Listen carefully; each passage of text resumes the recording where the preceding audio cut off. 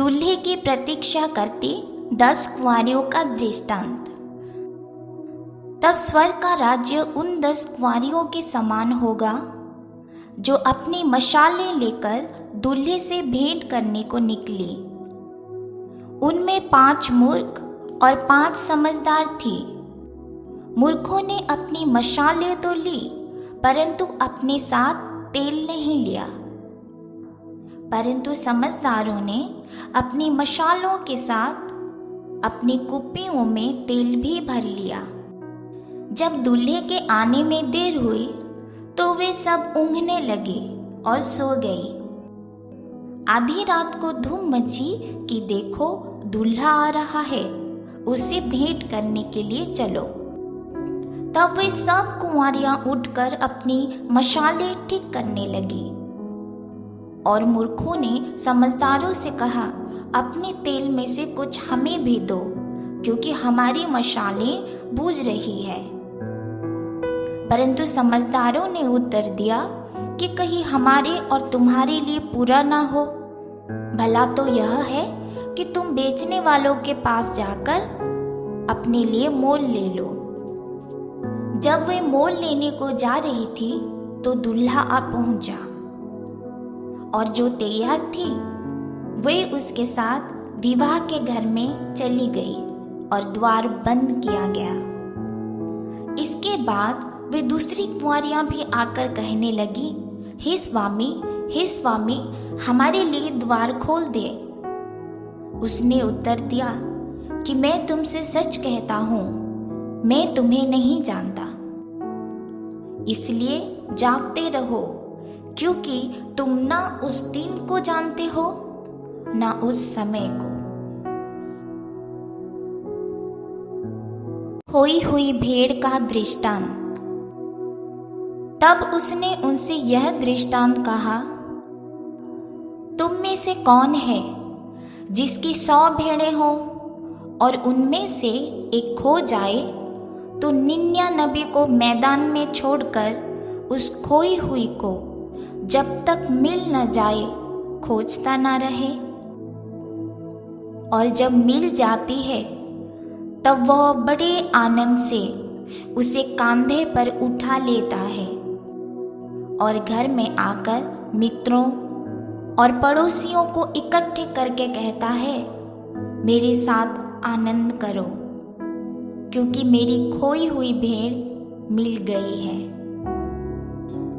मैं तुमसे कहता हूँ कि इसी रीति से एक मन फिराने वाले पापी के विषय में भी स्वर्ग में इतना ही आनंद होगा जितना कि 99 ऐसे धर्मियों के विषय नहीं होता जिन्हें मन फिराने की आवश्यकता नहीं।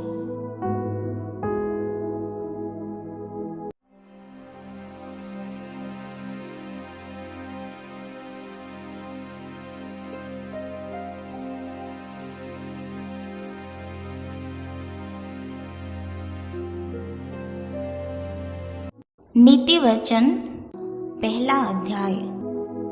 बुद्धि का प्रारंभ। दाऊद के पुत्र इस्राएल के राजा सुलेमान के नीति वचन। इनके द्वारा पढ़ने वाला बुद्धि और शिक्षा प्राप्त करे और समझ की बातें समझे और विवेकपूर्ण जीवन निर्वाह करने में प्रवीणता और धर्म, न्याय और निष्पक्षता के विषय अनुशासन प्राप्त करे, कि भोलों को चतुराई और जवान को ज्ञान और विवेक मिले, कि बुद्धिमान सुनकर अपनी विद्या बढ़ाए और समझदार बुद्धि का उपदेश पाए, जिससे वे नीति वचन और दृष्टांत को और बुद्धिमानों के वचन और उनके रहस्यों को समझे। यहोवा का भय मानना बुद्धि का मूल है। बुद्धि और शिक्षा को मूर्ख लोग ही तुच्छ जानते हैं।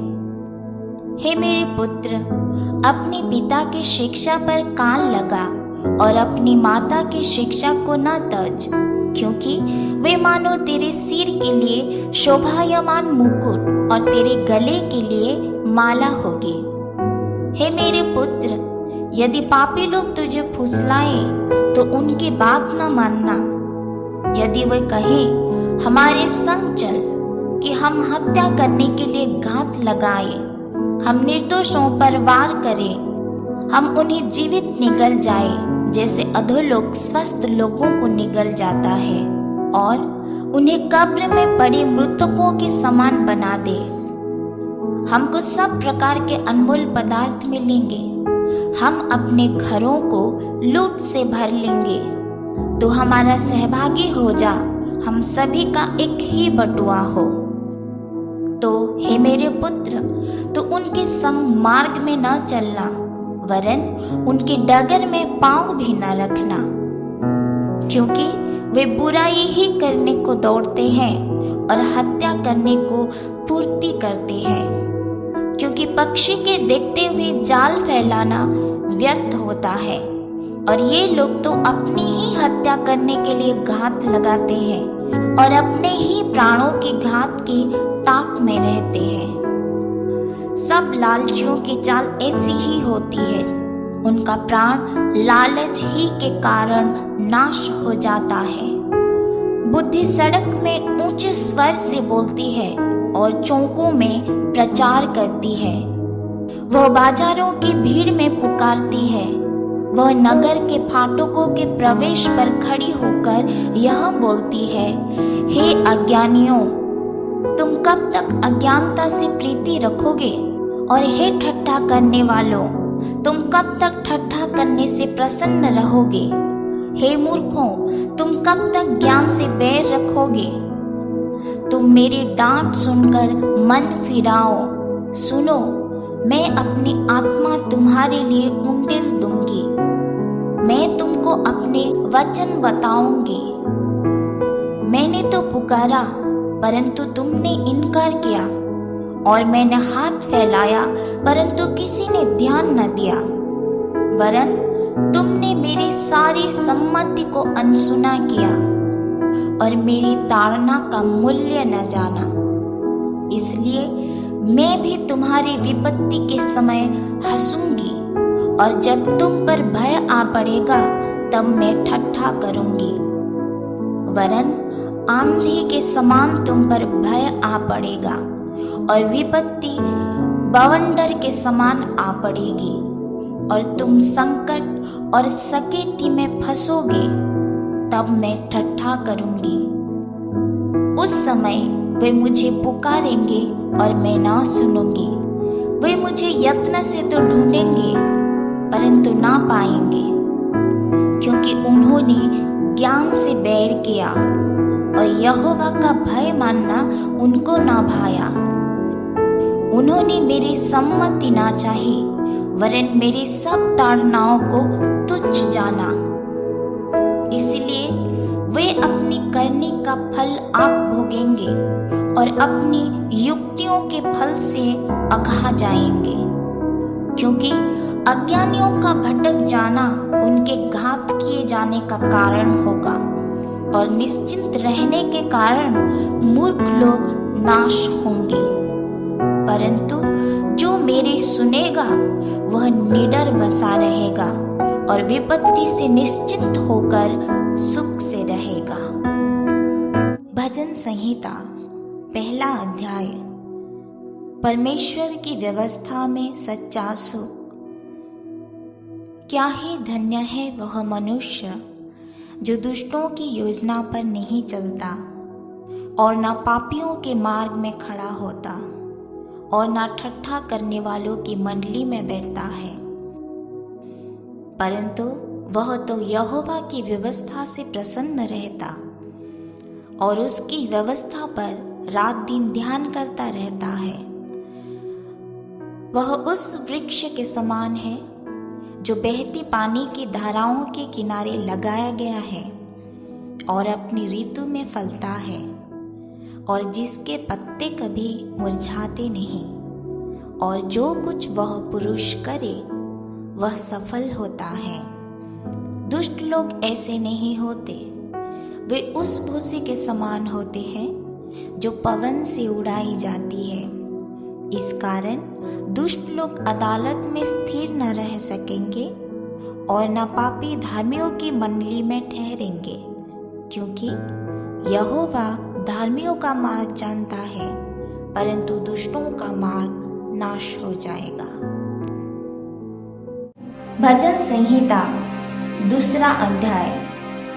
पुत्र का राज्याभिषेक। जाति जाति के लोग क्यों हुल्लड़ मचाते हैं और देश देश के लोग क्यों षड्यंत्र रचते हैं? यहोवा के और उसके अभिषिक्त के विरुद्ध पृथ्वी के राजागण मिलकर और हाकिम आपस में षड्यंत्र रच कर कहते हैं, आओ हम उनके बंधन तोड़ डालें और उनकी रस्सियों को अपने ऊपर से उतार फेंके। वह जो स्वर्ग में विराजमान है हंसेगा, प्रभु उनको उपहास में उड़ाएगा। तब वह उनसे क्रोध में बातें करेगा और क्रोध में यह कहकर उन्हें भयभीत कर देगा, मैंने तो अपने चुने हुए राजा को अपने पवित्र पर्वत सिय्योन की राजगद्दी पर नियुक्त किया है। मैं उस वचन का प्रचार करूंगा जो यहोवा ने मुझसे कहा, तू मेरा पुत्र है, आज मैं ही ने तुझे जन्माया है। मुझसे मांग और मैं जाति जाति के लोगों को तेरी संपत्ति होने के लिए और दूर दूर के देशों को तेरी निज भूमि बनने के लिए दे दूंगा। तो उन्हें लोहे के डंडे से टुकड़े टुकड़े करेगा, तो कुम्हार के बर्तन के समान उन्हें चकनाचूर कर डालेगा। इसलिए अब हे राजाओं बुद्धिमान बनो, हे पृथ्वी के शासकों सावधान हो जाओ। डरते हुए यहोवा की उपासना करो और कांपते हुए मगन हो। पुत्र को चूमो, ऐसा न हो कि वह क्रोध करे और तुम मार्ग ही में नाश हो जाओ, क्योंकि क्षण भर में उसका क्रोध भड़कने को है। धन्य है वे जो उसमें शरण लेते हैं। भजन संहिता अध्याय 3। दाऊद का भजन, जब वह अपने पुत्र अबशालोम के सामने से भागा जाता था। हे यहोवा, मेरे सताने वाले कितने बढ़ गए हैं, वे जो मेरे विरुद्ध उठते हैं बहुत हैं। बहुत से मेरे विषय में कहते हैं कि उसका बचाव परमेश्वर की ओर से नहीं हो सकता। परंतु हे यहोवा, तू तो मेरे चारों ओर मेरी ढाल है, तू मेरी महिमा और मेरे मस्तक का ऊंचा करने वाला है। मैं ऊंचे शब्द से यहोवा को पुकारता हूँ और वह अपने पवित्र पर्वत पर से मुझे उत्तर देता है। मैं लेटकर सो गया, फिर जाग उठा, क्योंकि यहोवा मुझे संभालता है। मैं उस भीड़ से नहीं डरता जो मेरे विरुद्ध चारों ओर पाँति बांधे खड़े हैं। उठ हे यहोवा, हे मेरे परमेश्वर, मुझे बचा ले, क्योंकि तूने मेरे सब शत्रुओं के जबड़ों पर मारा है और तूने दुष्टों के दांत तोड़ डाले हैं। उद्धार यहोवा ही की ओर से होता है। हे यहोवा, तेरी आशीष तेरी प्रजा पर हो। भजन संहिता अध्याय 4। परमेश्वर पर भरोसा। प्रधान बजाने वाले के लिए तार वाले बाजों के साथ दाऊद का भजन। हे मेरे धर्ममय परमेश्वर, जब मैं पुकारूं तब तू मुझे उत्तर दे। जब मैं संकट में पड़ा तब तूने मुझे सहारा दिया। मुझ पर अनुग्रह कर और मेरी प्रार्थना सुन ले। हे मनुष्यों, कब तक मेरी महिमा का अनादर होता रहेगा? तुम कब तक व्यर्थ बातों से प्रीति रखोगे और झूठी युक्ति की खोज में रहोगे? यह जान रखो कि यहोवा ने भक्त को अपने लिए अलग कर रखा है। जब मैं यहोवा को पुकारूंगा तब वह सुन लेगा। कांपते रहो और पाप मत करो। अपने अपने बिछोने पर मन ही मन में ध्यान करो और चुपचाप रहो। धार्मिकता के बलिदान चढ़ाओ और यहोवा पर भरोसा रखो। बहुत से हैं जो कहते हैं, कौन हमको कुछ भलाई दिखाएगा? हे यहोवा, तू अपने मुख का प्रकाश हम पर चमका। तूने मेरे मन में उससे कहीं अधिक आनंद भर दिया है, जो उनको अन्न और दाखमधु की बढ़ती से होता है। मैं शांति से लेट जाऊंगा और सो जाऊंगा, क्योंकि हे यहोवा, केवल तू ही मुझको निश्चिंत रहने देता है। भजन संहिता अध्याय 5। प्रधान बजाने वाले के लिए बांसुरियों के साथ दाऊद का भजन। हे यहोवा, मेरे वचनों पर कान लगा, मेरे कराहने की ओर ध्यान लगा। हे मेरे राजा, हे मेरे परमेश्वर, मेरी दुहाई पर ध्यान दे, क्योंकि मैं तुझी से प्रार्थना करता हूँ। हे यहोवा, भोर को मेरी वाणी तुझे सुनाई देगी। मैं भोर को प्रार्थना करके तेरी बाट जोहूँगा, क्योंकि तू ऐसा परमेश्वर है जो दुष्टता से प्रसन्न नहीं होता। बुरे लोग तेरे साथ नहीं रह सकते। घमंडी तेरे सम्मुख खड़े होने ना पाएंगे। तुझे सब अनर्थकारियों से घृणा है। तो उनको जो झूठ बोलते हैं नाश करेगा। यहोवा तो हत्यारे और छली मनुष्य से घृणा करता है। परंतु मैं तो तेरी अपार करुणा के कारण तेरे भवन में आऊंगा। मैं तेरा भय मानकर तेरे पवित्र मंदिर की ओर दंडवत करूंगा। हे यहोवा, मेरे शत्रुओं के कारण अपनी धार्मिकता के मार्ग में मेरी अगुवाई कर। मेरे आगे आगे अपने सीधे मार्ग को दिखा, क्योंकि उनके मुंह में कोई सच्चाई नहीं। उनके मन में निरी दुष्टता है। उनका गला खुली हुई कब्र है। वे अपनी जीभ से चिकनी चुपड़ी बातें करते हैं। हे परमेश्वर, तू उनको दोषी ठहरा। वे अपनी ही युक्तियों से आप ही गिर जाएं। उनको उनके अपराधों की अधिकाई के कारण निकाल बाहर कर, क्योंकि उन्होंने तुझसे बलवा किया है। परंतु जितने तुझ में शरण लेते हैं वे सब आनंद करें। वे सर्वदा ऊंचे स्वर से गाते रहें, क्योंकि तू उनकी रक्षा करता है। और जो तेरे नाम के प्रेमी है तुझ में प्रफुल्लित हो, क्योंकि तू धर्मी को आशीष देगा। हे यहोवा, तू उसको ढाल के समान अपनी कृपा से घेरे रहेगा।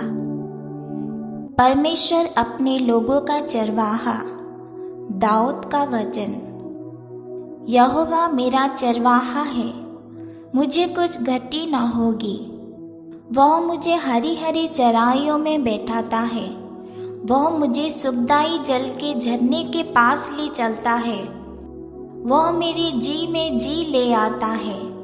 धार्मिकता के मार्गों में वो अपने नाम के निमित्त मेरी अगुवाई करता है। चाहे मैं घोर अंधकार से भरी हुई तराई में होकर चलूं, तो भी हानि से ना डरूंगा, क्योंकि तू मेरे साथ रहता है। तेरी सोंटे और तेरी लाठी से मुझे शांति मिलती है। तू मेरे सताने वालों के सामने मेरे लिए मेज बिछाता है। तूने मेरे सिर पर तेल मला है। मेरा कटोरा उमड़ रहा है। निश्चय भलाई और करुणा जीवन भर मेरे साथ साथ बनी रहेंगी, और मैं यहोवा के धाम में सर्वदा वास करूंगा।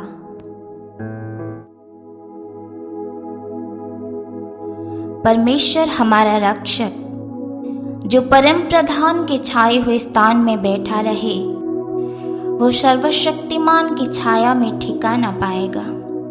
मैं यहोवा के विषय कहूँगा, वह मेरा शरण स्थान और गढ़ है। वह मेरा परमेश्वर है जिस पर मैं भरोसा रखता हूँ। वो तो तुझे बहेलिये के जाल से और महामारी से बचाएगा। वह तुझे अपने पंखों की आड़ में ले लेगा, और तू उसके पैरों के नीचे शरण पाएगा। उसकी सच्चाई तेरे लिए ढाल और झिलम ठहरेगी। तू न रात के भय से डरेगा, और ना उस तीर से जो दिन को उड़ता है, ना उस मरी से जो अंधेरे में फैलती है, और ना उस महारोग से जो दिन दोपहरी में उजाड़ता है। तेरे निकट 1000 और तेरे दाहिने और 10,000 गिरेंगे, परंतु वह तेरे पास न आएगा। परंतु तू अपनी आंखों की दृष्टि करेगा और दुष्टों के अंत को देखेगा। हे यहोवा, तू मेरा शरण स्थान ठहरा है। तूने जो परम प्रधान को अपना धाम मान लिया है, इसलिए कोई विपत्ति तुझ पर ना पड़ेगी, ना कोई दुख तेरे डेरे के निकट आएगा, क्योंकि वो अपने दूतों को तेरे निमित्त आज्ञा देगा कि जहाँ कहीं तू जाए वे तेरी रक्षा करे। वे तुझको हाथों हाथ उठा लेंगे, ऐसा ना हो कि तेरे पाँव में पत्थर से ठेस लगे। तू सींग और नाग को कुचलेगा, तू जवान सींग और अजगर को लताड़ेगा। उसने जो मुझसे स्नेह किया है, इसलिए मैं उसको छुड़ाऊंगा। मैं उसको ऊंचे स्थान पर रखूंगा, क्योंकि उसने मेरे नाम को जान लिया है। जब वो मुझको पुकारे, तब मैं उसकी सुनूंगा। संकट में मैं उसके संग रहूंगा। मैं उसको बचाकर उसकी महिमा बढ़ाऊंगा। मैं उसको दीर्घायु से तृप्त करूंगा और अपने किए हुए उद्धार का दर्शन दिखाऊंगा।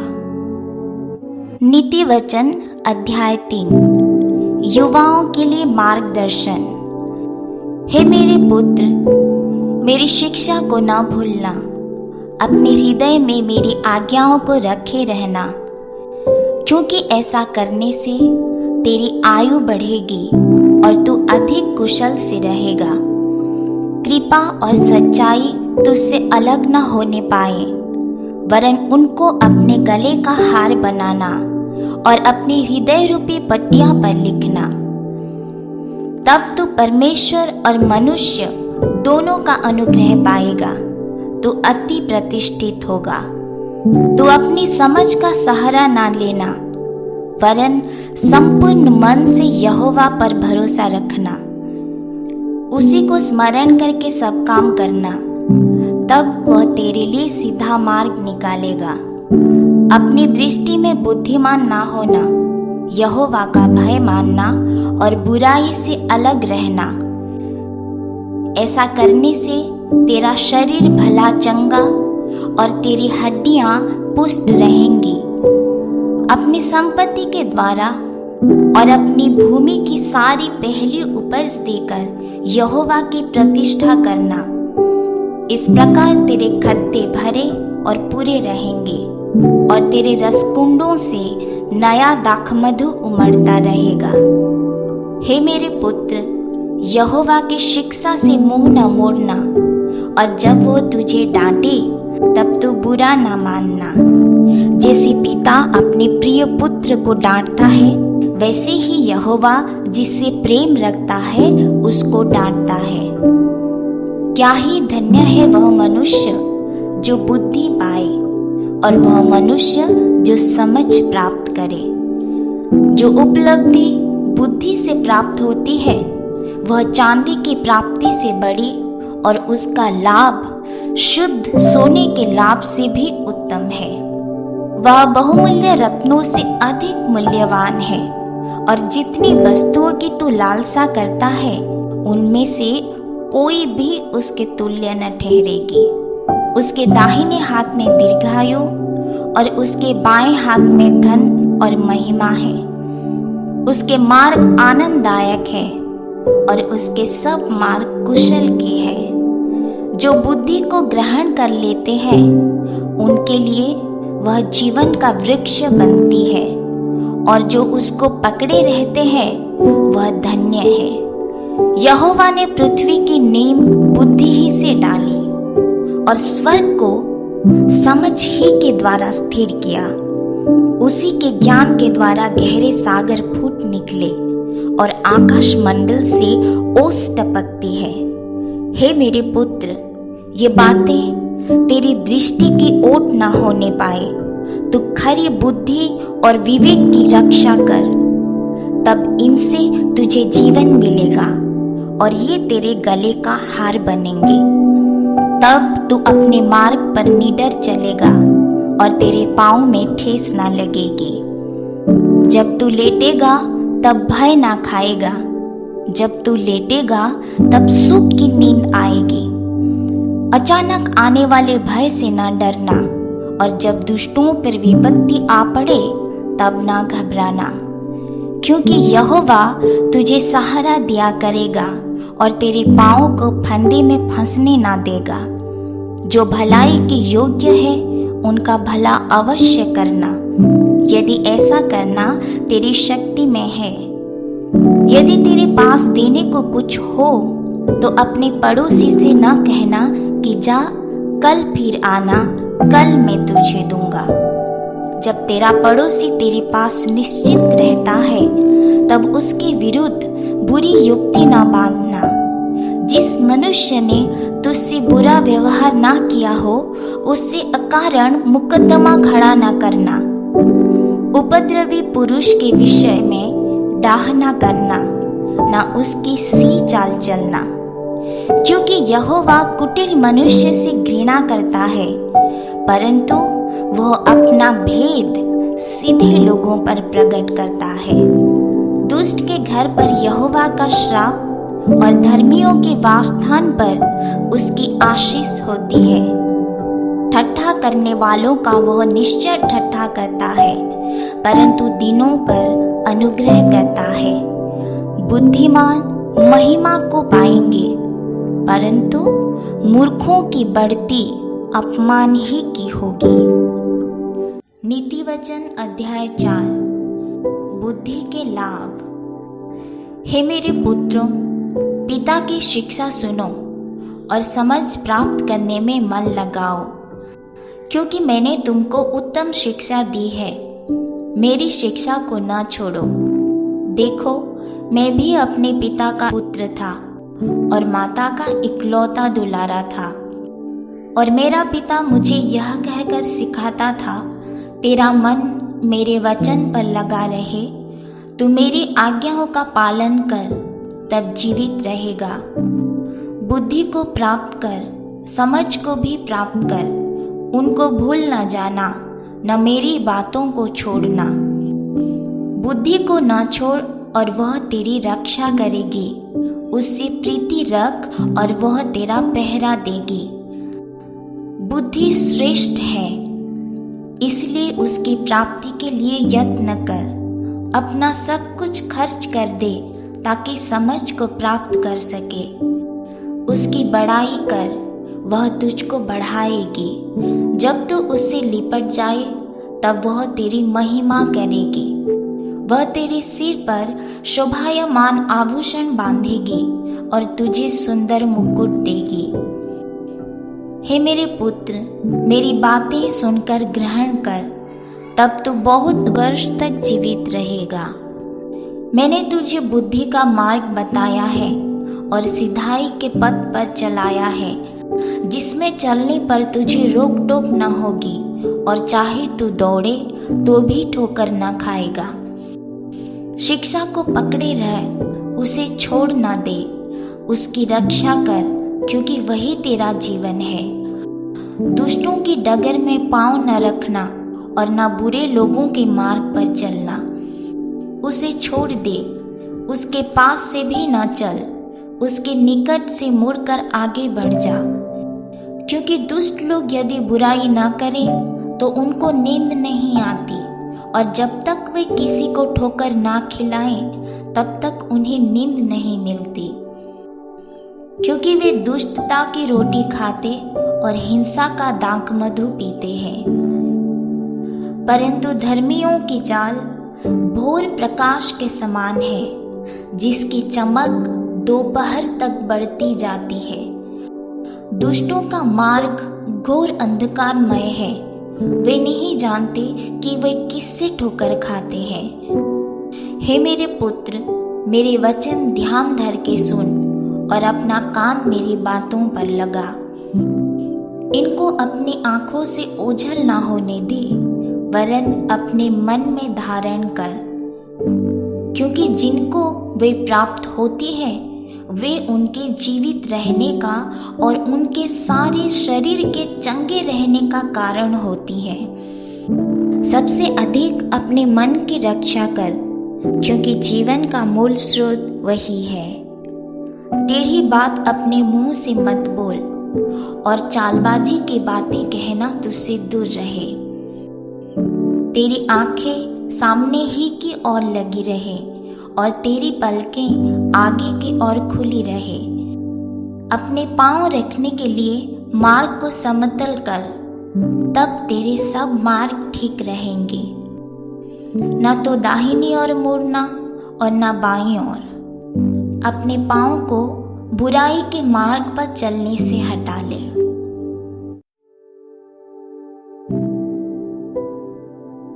नीति वचन अध्याय 5। व्यभिचार के आपदा। हे मेरे पुत्र, मेरी बुद्धि की बातों पर ध्यान दे, मेरी समझ की ओर कान लगा, जिससे तेरा विवेक सुरक्षित बना रहे और तू ज्ञान की रक्षा करे। क्योंकि पराई स्त्री के होठों से मधु टपकता है और उसकी बातें तेल से भी अधिक चिकनी होती है, परंतु इसका परिणाम नागदौना के समान कड़वा और दोधारी तलवार के समान पैना होता है। उसके पांव मृत्यु की ओर बढ़ते हैं और उसके पग अधोलोक तक पहुंचते हैं। वह जीवन के मार्ग के विषय विचार नहीं करती। उसके चाल चलन में चंचलता है, परंतु उसे वह स्वयं नहीं जानती। इसलिए अब हे मेरे पुत्रों, मेरी सुनो और मेरी बातों से मुंह न मोड़ो। ऐसी स्त्री से दूर ही रहे और उसकी डेवड़ी के पास भी न जाना। कहीं ऐसा ना हो कि तू अपना यश औरों के हाथ और अपना जीवन क्रूर जन के वश में कर दे, या पराए तेरी कमाई से अपना पेट भरे और परदेशी मनुष्य तेरे परिश्रम का फल अपने घर में रखे। और तू अपने अंतिम समय में जब तेरे शरीर का बल खत्म हो जाए, तब कराह कर तू यह कहेगा, मैंने शिक्षा से कैसा बैर किया और डांटने वाले का कैसा तिरस्कार किया। मैंने अपने गुरुओं की बातें न मानी और अपने सिखाने वालों की ओर ध्यान न लगाया। मैं सभा और मंडली के बीच में पूर्णतः विनाश की कगार पर जा पड़ा। तू अपने ही कुंड से पानी और अपने ही कुएं से सोते का जल पिया करना। क्या तेरे सोतों का पानी सड़क में और तेरी जल की धारा चौकों में बहे जाने पाए? यह केवल तेरे ही लिए रहे और तेरे संग अनजानों के लिए न हो। तेरा सोता धन्य रहे और अपनी जवानी की पत्नी के साथ आनंदित रहे। वह तेरे लिए प्रिय हिरनी या सुंदर सांभरेनी के समान हो। उसके स्तन सर्वदा तुझे संतुष्ट रखे और उसी का प्रेम नित्य तुझे मोहित करता रहे। हे मेरे पुत्र, तू व्यभिचारिणी पर क्यों मोहित हो और पराई स्त्री को क्यों छाती से लगाए? क्योंकि मनुष्य के मार्ग यहोवा की दृष्टि से छिपे नहीं है और वह उसके सब मार्गों पर ध्यान करता है। दुष्ट अपने ही अधर्म के कर्मों से फंसेगा और अपने ही पाप के बंधनों में बंधा रहेगा। वह अनुशासन का पालन न करने के कारण मर जाएगा और अपनी ही मूर्खता के कारण भटकता रहेगा।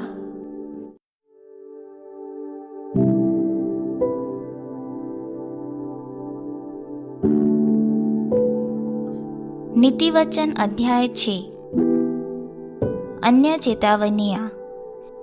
हे मेरे पुत्र, यदि तू अपने पड़ोसी की जमानत का उत्तरदायी हुआ हो अथवा परदेशी के लिए शपथ खाकर उत्तरदायी हुआ हो, तो तू अपने ही शपथ के वचनों में फंस जाएगा और अपने ही मुंह के वचनों से पकड़ा जाएगा।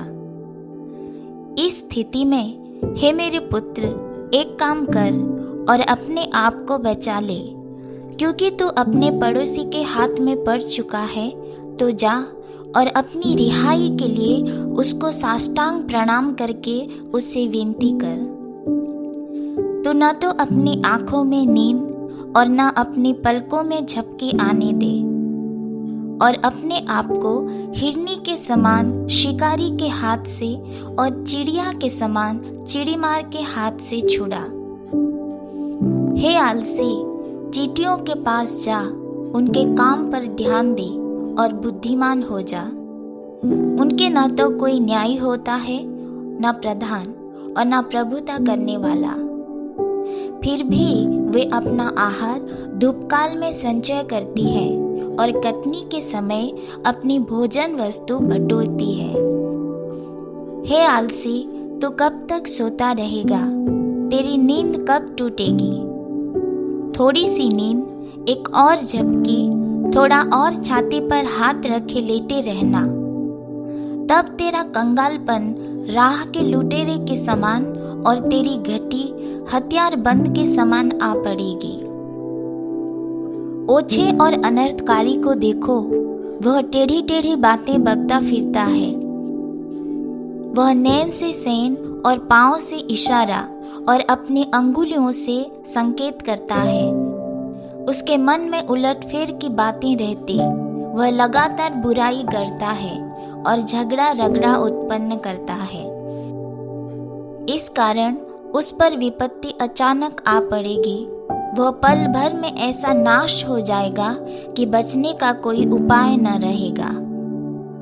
6 वस्तुओं से यहोवा बैर रखता है, वरन 7 है जिनसे उसको घृणा है, अर्थात घमंड से चढ़ी हुई आंखें, झूठ बोलने वाली जीभ और निर्दोष का लहू बहाने वाले हाथ, अनर्थ कल्पना गढ़ने वाला मन, बुराई करने को वेग से दौड़ने वाले पांव, झूठ बोलने वाला साक्षी और भाइयों के बीच में झगड़ा उत्पन्न करने वाला मनुष्य।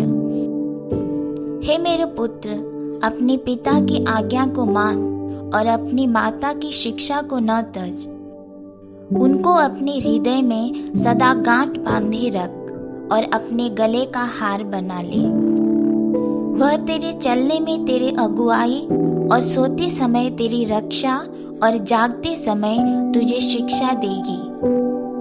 आज्ञा तो दीपक है और शिक्षा ज्योति, और अनुशासन के लिए दी जाने वाली डांट जीवन का मार्ग है। वे तुझको अनैतिक स्त्री से और व्यभिचारिणी की चिकनी चुपड़ी बातों से बचाएगी। उसकी सुंदरता देखकर अपने मन में उसकी अभिलाषा न कर, वह तुझे अपने कटाक्ष से फंसाने न पाए, क्योंकि वेश्यागमन के कारण मनुष्य रोटी के टुकड़ों का भिखारी हो जाता है, परंतु व्यभिचारिणी अनमोल जीवन का अहेर कर लेती है। क्या हो सकता है कि कोई अपनी छाती पर आग रख ले और उसके कपड़े न जले? क्या हो सकता है कि कोई अंगारे पर चले और उसके पांव न झुलसे? जो पराई स्त्री के पास जाता है उसकी दशा ऐसी है, वरन जो कोई उसको छुएगा वह दंड से न बचेगा। जो चोर भूख के मारे अपना पेट भरने के लिए चोरी करे, उसको तो लोग तुच्छ नहीं जानते। फिर भी यदि वह पकड़ा जाए तो उसको 7 गुना भर देना पड़ेगा, वरन अपने घर का सारा धन देना पड़ेगा। जो परस्त्री गमन करता है वह निरा निर्बुद्ध है। जो ऐसा करता है वह अपने प्राण को नाश करता है। उसको घायल और अपमानित होना पड़ेगा और उसकी नामधराई कभी न मिटेगी, क्योंकि जलन से पुरुष बहुत ही क्रोधित हो जाता है, और जब वह बदला लेगा तब कोई दया नहीं दिखाएगा। वह मुआवजे में कुछ न लेगा और चाहे तो उसको बहुत कुछ दे तो भी वह ना मानेगा।